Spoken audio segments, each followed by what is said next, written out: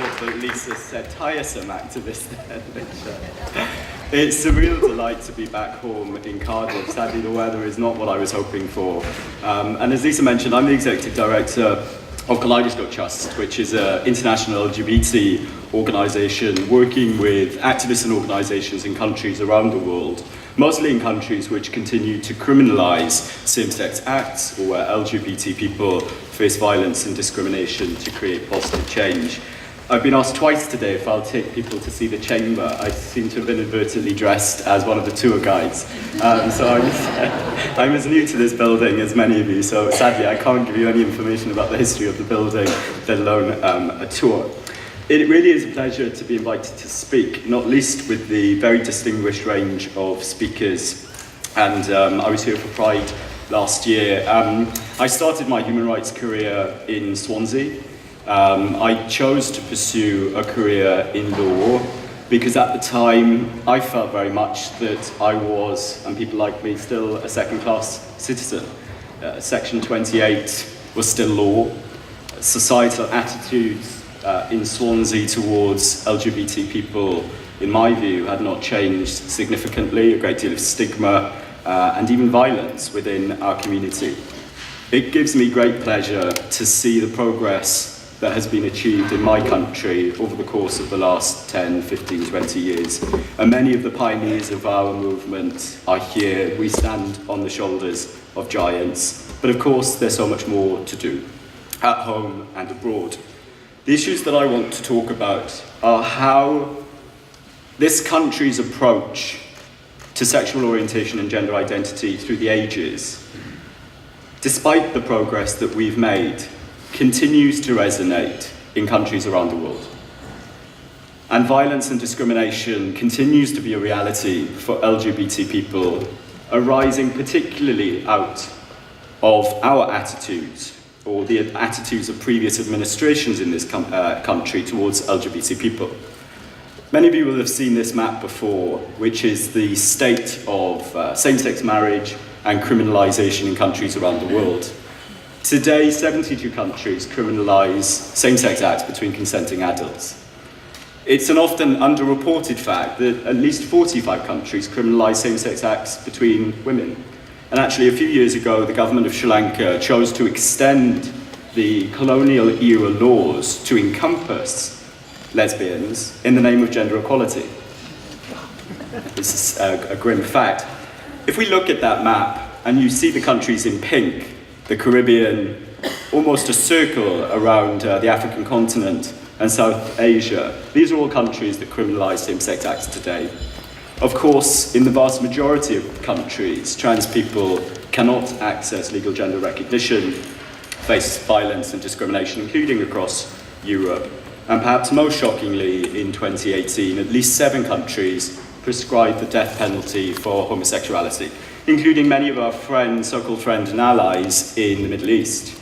And this raises questions about our country's approach to human rights through foreign policy, what our relationship should be with these countries, and what our actions should be as concerned citizens, as the LGBT community, in supporting their struggle for equality and freedom. As Prince Zayed, a member of the Jordanian royal family, a country that decriminalised 10 years before England and Wales, has famously said, LGBT rights are human rights, and human rights are LGBT rights. I want to show you this particular map. The countries in blue, in vastly different geographical places around the world, which share little in terms of ethnicity, race, religion. Does anyone know which institution, which international club of countries this map concerns? The Commonwealth.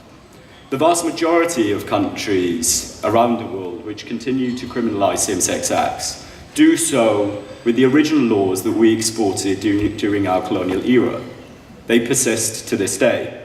And criminalising laws aren't simply a case of gay, bisexual men or men who sleep with men being arrested, prosecuted before the courts and imprisoned because of same-sex acts. They create a wide range of human rights violations. stigma and marginalization within communities, exclusion from homes and families. They impact on people's ability to access employment or healthcare. They have an impact on the battle against HIV in countries which criminalize. Instances are far higher and access to health is far poorer. So why is the Commonwealth important? Well, this year, the 53, as of this week, Gambia has rejoined the Commonwealth. The 53 Prime Ministers and Presidents of the Commonwealth will visit the United Kingdom, and the UK government will host the biannual Commonwealth Heads of Government meeting. In 2013, a group of activists from the Global South, from countries which continue to criminalise, decided to form a specific network to challenge these colonial-era laws, whilst recognising that they come from countries with vastly different experiences in terms of their history, their contexts, their religions, their ethnicities. The battle that they are waging concerns the same issue, colonial-era laws and the human rights violations arising out of that. And my organisation, Kaleidoscope Trust, is proud to be one of the founding members of the Commonwealth Equality Network, which currently comprises 45 different groups and organisations in 42 countries, the vast majority in the Global South, in criminalising countries, who are working collectively to champion human rights and equality. We convene, we seek to provide spaces where these activists, their needs, their demands, their voices can be heard by peoples in positions of power at the United Nations, at the European Union, politicians, parliamentarians, ministers. Though the 36 of 52 countries in the Commonwealth continue to criminalise, there has been progress. In the last 2 years alone, Belize, Mozambique and Seychelles have chosen to decriminalise. Mozambique and Seychelles through political processes and Belize through litigation. These examples are significant. Whilst we're all aware of the increasing homo and transphobia against LGBT communities in countries like Uganda and Nigeria, countries like Seychelles and Mozambique demonstrate that a different path is possible. But how often do we hear the voices of leaders such as President Motlanthe of South Africa, or hear the former presidents of Botswana, Tanzania and Mozambique? All of them former statespeople who support equality and fundamental human rights for LGBT people. So as the Kaleidoscope Trust, we create spaces where these political leaders, that their voices can contribute to the debate, that they can talk to diplomats and parliamentarians from their country, from their region or other regions to explain this is why I support equality and human rights. Britain does have a particular responsibility to talk about our colonial history, to acknowledge our role in exporting these laws around the world. But of course that is a complex task. So often it is the case that when Britain, Australia, Canada speaks up for human rights or LGBT rights, such interventions can go badly wrong. In 2011, when the anti-homosexuality bill was introduced in Uganda, David Cameron, the then Prime Minister, suggested that the British government would cut aid to the country, affecting the poorest communities, if that law was passed. This was an intervention that was widely condemned. The Ugandan LGBT activists didn't ask for an aid boycott. They warned that it would create a backlash. So yes, as concerned citizens, as LGBT activists, we should be apprised of the state of LGBT rights around the world. But when we fail to listen to the voices and views of the activists at the very front line of that struggle, their struggle, our interventions can go badly wrong. Britain can be vocal about these issues. It can resource these activists, but it needs to be smart about how it does it. During Pride last year, the Prime Minister issued a statement saying that Britain has a special responsibility to support LGBT activists around the world. Well, why? Is it because we're a country that truly believes in LGBT equality? Well, partly it's because of our colonial past. We asked the Prime Minister to acknowledge this. And in a statement made at the Pink News Awards last year, she went further than any previous minister or prime minister in specifically acknowledging the impact of the colonial laws which persist to this day. There is a strange friction in that countries in the Global South resent Western countries from being seen to intervene in their sovereign rights to determine the laws and the policies within their countries, but they jealously guard the anti-gay laws which were exported into their countries, which are not indigenous. The most obvious consequence of these human rights violations within our communities, including here in Wales, is to the LGBT people who seek sanctuary in our country, who have fled persecution on account of their sexual orientation and gender identity. This is my friend Aderonke Apata, a lesbian from Nigeria who was forced to flee the country because of her sexual orientation. Now, on the one hand, Britain is a country that has put in place laws and policies and practices to promote inclusion and equality for people like us. It proclaims its support for LGBT rights on the world stage. So wouldn't it therefore be the case that somebody like Aderonke would be welcome to our country? It would be acknowledged that her life would be at risk and she would be offered sanctuary. But that was not the case. Aderonke spent 13 years in the British asylum system. She was locked up for 14 months in an immigration prison, the notorious Yarlswood Immigration Detention Centre in Bedfordshire. She was repeatedly refused asylum. They argued that she was pretending to be a lesbian, that because she'd previously had a child, that demonstrated that she could not be a lesbian. And finally, after 13 years, the government conceded that she would have to be granted asylum in this country. And it's a sad reality that we continue to see the prejudices, the misunderstanding about the lives of LGBT people corrupting our asylum system to this day. International refugee law was designed in response to the terrible atrocities of World War II. And as we know, alongside Jews, political dissidents, trade unionists and others, were gay men and lesbians who were persecuted, exterminated because of their sexual orientation. But international law was not designed to include this group of people. The definition of a refugee, which still persists to this day, states that you can only claim asylum on the basis of your race, religion, nationality, membership of a particular social group or political opinion. So the history of refugee law internationally since the end of the World War II has been to forget, to invisibilize, to ignore the needs of LGBT people. And in fact, it wasn't until 1999 in this country that the courts recognized that LGBT people have the right to seek and enjoy asylum. I began my refugee career in a small law firm in Swansea, and one of my first cases was a gay man from Iran, a country that still prescribes the death penalty for homosexuality. And over the course of the last 14 years, I've represented and worked with hundreds of LGBT refugees from many countries around the world. And to me, the asylum system is one of the most obvious ways in which successive British administrations from all political persuasions are failing to live up to their commitments to LGBT equality, because these people are asylum seekers, because of the colour of their skin, because of the type of passports that they hold, because they are other. Which raises a question for us within the LGBT community. To what extent do our demands for equality and inclusion include the most vulnerable, the most marginalised within our society? In 2015, my former organisation, the National LGBTI Asylum Charity, UKLGIG, published a piece of research demonstrating that a whopping 98% of gay and lesbian people seeking asylum were refused despite their sexual orientation and gender identity. Remember, this was the era of Prime Ministers Blair and Brown, widely celebrated for their contributions to LGBT equality.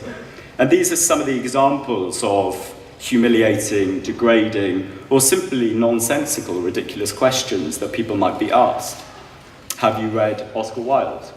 Asked of a lesbian from Uganda. Now, I haven't read Oscar Wilde. That might say more about me and perhaps my being a Philistine, but surely that can't be the standard to which you can judge somebody's sexual orientation. Tell me about your sex life. Who do you have sex with? What do you do in the bedroom? And of course, the first thing that LGBT people do after they've fled Uganda, Jamaica, and they've arrived at Heathrow is to hot-foot it down to Soho or Heaven in London for a night out. When you're living in poverty on £5 a day, forbidden from working in this country, the simple pleasures of being within a safe space, a queer venue, is not possible. And of course, the reality being that the misogyny, the transphobia, the racism, which is still too prevalent within our nightclubs, our clubs, our safe spaces, means that these aren't entirely welcoming arenas from people like us who are fleeing for sanctuary into our country. I think it's as important as LGBT people that we celebrate our allies and the contribution that they make. In 2010, a test case was taken to the Supreme Court about the rights of LGBT asylum seekers, and we weren't entirely optimistic about the prospects. We had 5 white, cisgender male, privately educated judges before us. No Baroness Hale for the lawyers in the room. But in fact, what was handed down was an extraordinarily progressive judgment about our lives as LGBT people, which has had an enormous impact in countries around the world, sometimes for the wrong reasons, as I'll explain. And as Lord Roger explained, that what is protected in this case concerning 2 gay men from Cameroon and Iran is not their right to have sex, but their rights to live openly and freely. And isn't that the nub of what it is that we're struggling for as LGBT people? The right to live our lives safely, openly, peacefully, and fully. Now, Lord Roger went on to address this issue about stereotypes that were corrupting the asylum system. And to much ridicule from other countries, Australia, Canada, and America, he said, to illustrate this point with a trivial, stereotypical example, just as male heterosexuals are free to enjoy themselves playing rugby, drinking beer, and talking about girls with their mates, male homosexuals are free to enjoy themselves going to Kylie concerts and drinking exotically coloured cocktails. Lord Roger was ridiculed as a fuddy-duddy British heterosexual judge. When Lord Roger sadly passed away a couple of years ago, in many of the obituaries in the mainstream press, he was repeatedly described as a lifelong bachelor. I'll let you draw your own conclusions there. I think that this was a very sensitive attempt at British humour to try to torpedo the terrible stereotypes that were already starting to corrupt and corrode the British asylum system. As I mentioned earlier, talk of Oscar Wilde. Not long after this, 2 men were arrested in a bar in Yaoundé, the capital of Cameroon, a country with extremely repressive practices against LGBT people. And the police officer that arrested them claimed that no self-respecting heterosexual men would be sitting in a bar in the middle of the day drinking Baileys. As ridiculous as that may sound, they were detained by the Cameroon police for several days whilst they investigated their suspicions that these people might be gay men. So perhaps there's something in Lord Roger's contribution there that speaks to the situation in the wider world. And of course, as might be anticipated, the response of the tabloids was to trivialise the very fundamental needs of LGBT people fleeing persecution. So what is it that we can do about this? Well, this is an example from an official Home Office interview in 2014, not that long ago, where a Home Office official, this is a small extract from the interview, subjected a bisexual asylum seeker from Uganda to a litany of utterly degrading, sexualized questions about his sexual affairs. How often do you have intercourse together? Did you put your penis into his backside? When he was penetrating you, did he have an erection? Now, I don't think you need a law degree to recognize that the answers to these questions have no probative value. The issues in this case are who are you? Where have you come from? What has happened to you? Why have you fled? And what do you think will happen to you in the future? And it's these types of questions that undermine the law and undermine LGBT asylum seekers' people's ability to access safety. Another example, how is it that you incorrectly refer to the T in LGBT as trans when it is in fact transgender? Is this an attempt to set up an asylum seeker to fail, or is it genuine ignorance?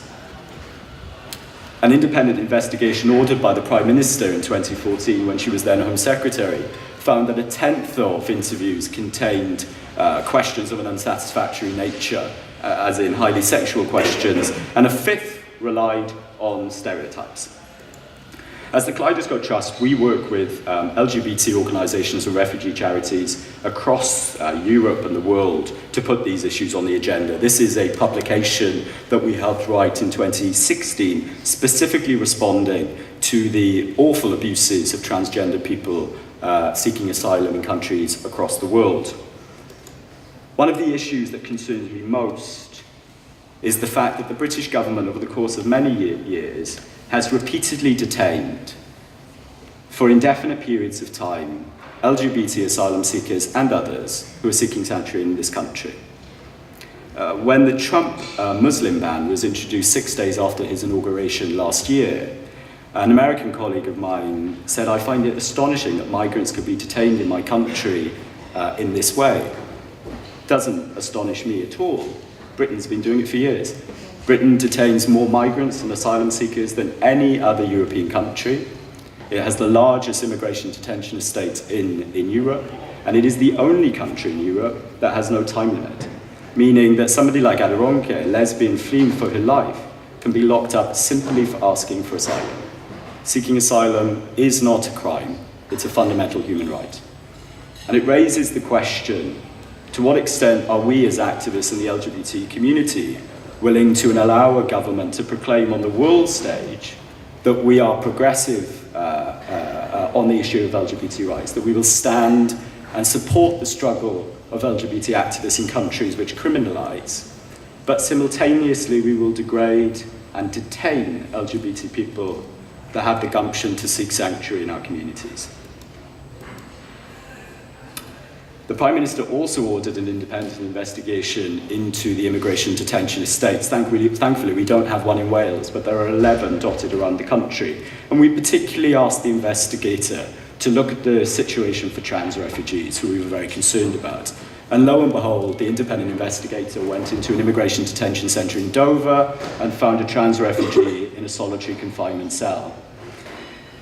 The guards in that centre claimed that they were placing her there for her own protection.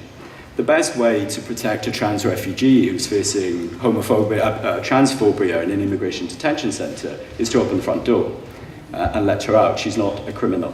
And certainly in the idea in the United Kingdom that trans people could be placed in solitary confinement in an immigration detention centre should outrage us all. Last year, my former charity UKLGIG and Stonewall published a piece of research documenting these abuses. One of the cases we raised was the case of my friend Dmitry, a gay man from Russia who sought asylum in the UK. Now, for all of the problems under Putin's regime and the very regressive and aggressive propaganda laws in that country, Putin, in fact, doesn't lock up gay people. He has locked up activists who breach the propaganda law, including straight allies, but LGBT people in Russia are not routinely detained. Dmitry was detained when he sought asylum in the UK. The immigration minister was appalled at our suggestion that we were comparing her to Putin. But simply, I'm recounting two facts here. Dmitry was persecuted by Putin's regime and fled. Britain's response was to lock him up. You can draw from that your own conclusions. We travel around to different countries to share our experiences of how to create safe spaces for refugees, how to engage with governments, but vitally, how to create platforms for LGBT refugees for themselves to decide how these issues should be dealt with and to share their stories. We've talked today about the situation under Trump, and I was appalled to visit New York last September to work with refugee groups who are supporting LGBT refugees in that country. And I heard through an interpreter a trans woman from Mexico recounting her story. And I thought that she was talking about being kidnapped by a gang and being abused in the most horrendous ways. She was talking about being detained in an American detention center.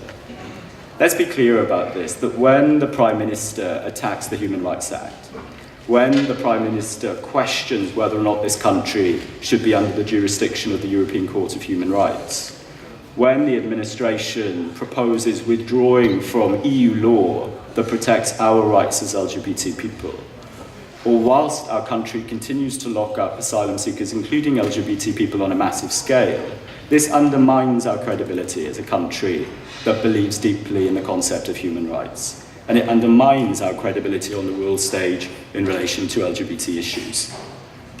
The last point that I'd like to make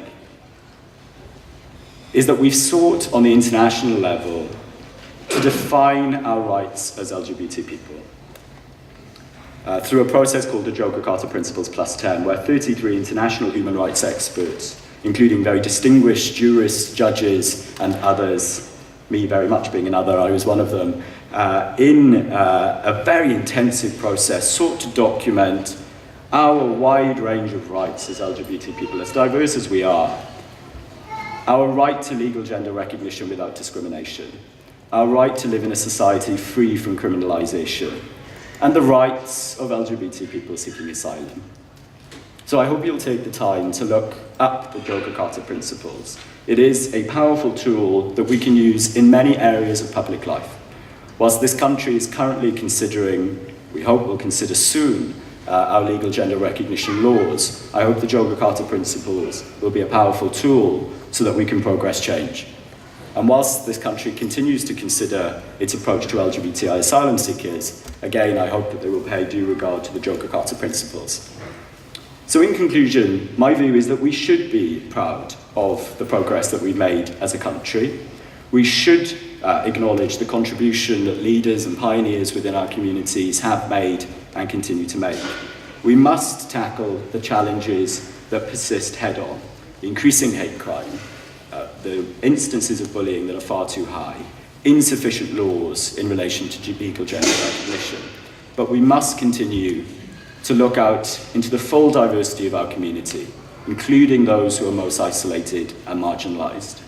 On the world stage, we can play an important role in offering support and solidarity to activists in other countries who are struggling against criminalisation and human rights violations. In doing so, we should absolutely pay regard to their views, their voices. What are your objectives? How can we support you?